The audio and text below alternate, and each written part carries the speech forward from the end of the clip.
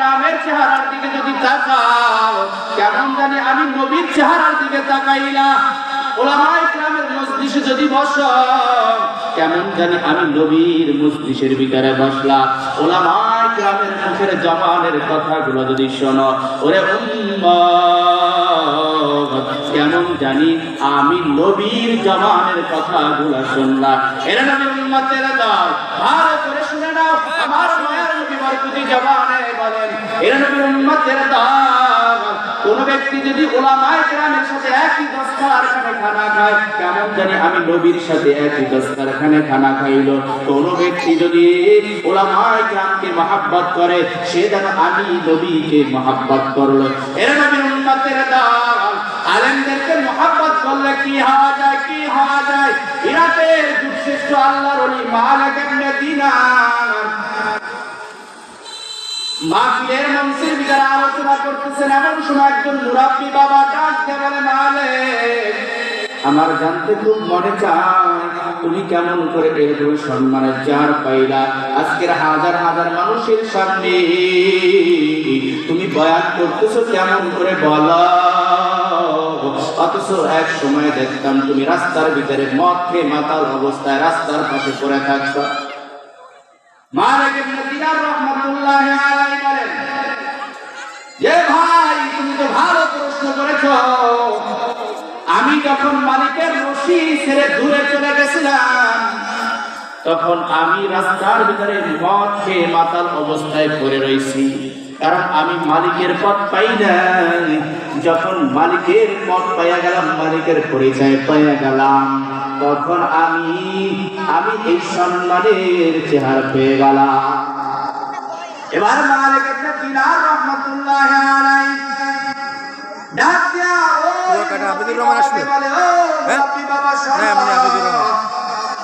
আমি যখন ছিলাম মদ করছিলাম রাস্তার ভিতরে, মাতাল হয়ে রাস্তার ভিতরে মদ পান করে পড়ে থাকতাম, তখন আমি নামাজ পড়তাম না, তখন আমি মাওলার জিকির করতাম না, তখন আমি রোজা রাখতাম না। আমি বড় নেশাখোর, ইরাকের জমিনে আমি নেশা পান করে রাস্তার ভিতরে পড়ে থাকতাম।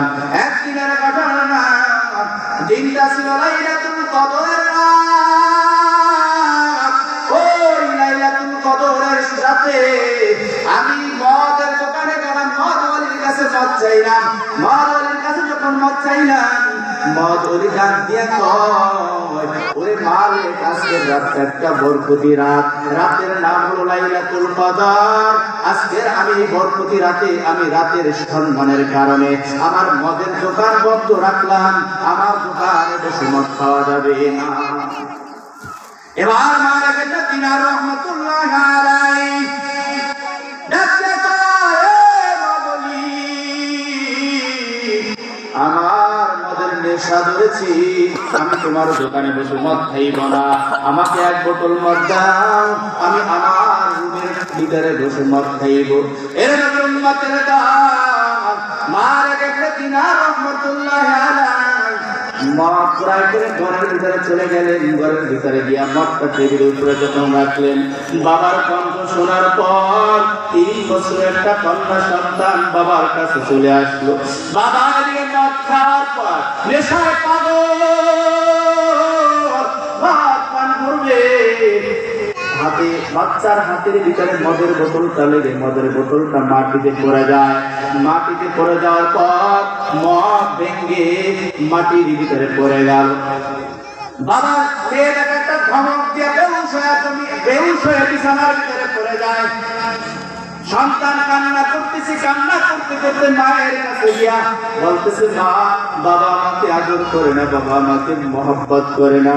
এবার মালিক ইবনে দিনারের স্ত্রী মুসাল্লাটা বিছাইয়া বলে, মালিক, আমি একটা মদ তোর স্বামীর ঘর করতেছি, আমি তো এমন স্বামী চাই নাই, আমি স্বামী চেয়েছিলাম যেই স্বামী 5 ওয়াক্ত নামাজ পড়বে, আমি এমন একটা স্বামী চাইলাম যেই স্বামীটা তোমাকে ডাকবে, আমি এমন একটা স্বামী চেয়েছিলাম যেই স্বামীটা রমজান মাসের 30টা রোজা রাখবে, আমি এমন একটা স্বামী চেয়েছিলাম যেই স্বামীটা সর্বদা তোমার কথা স্মরণ করবি।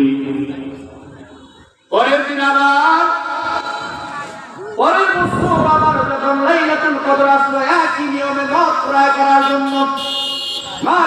দিনার রাহমাতুল্লাহি আলাইহি মদ আলীর কাছে যখন যায়, মদ কুরাইশদের আমার ঘরের ভিতরে ফিরে এসে দেখতেছে তার স্ত্রী মুসাল্লার ভিতরে নামাজে দাঁড়ায় দাঁড়ায় কান্না করতেছে, স্বামীর জন্য দোয়া করতেছে।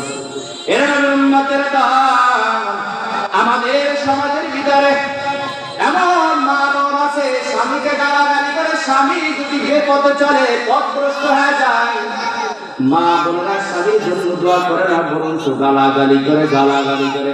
এর উম্মতের দান, স্বামী যদি উল্টা পাল্টা করে ঘরের স্ত্রী স্বামীর জন্য দোয়া করতে হয়। এর উম্মতের দান, মা রেখে দিনার টেবিলের উপরে যখন মদের বোতলটা রাখলো, মদের বোতলটা রাখছে, কিন্তু তার 3 বছরের কন্যা সন্তান আর ফিরে আসে না। এবার মালিকের দিনার মদের বোতলটা ফালাইয়া কান্না করতেছেন, কান্না করতে করতে ওই অবস্থায় বংশায় ঘুমায় গেলেন। ঘুমের ঘরের ভিতরে স্বপ্নে দেখতেছে কিয়ামত কায়েম হয়ে গেছে, কিয়ামত কায়েম হয়ে গেছে। কেউ ঘামের নদীর ভিতরে হাঁটু পর্যন্ত ঘামের নদী, কারো কারো কোমর পর্যন্ত ঘামের নদী, কারো কারো বুক পর্যন্ত, কারো কারো গলা পর্যন্ত, কেউ তো আবার আর কেউ তো ঘামের নদীর ভিতরে সাঁতার কাটতেছে।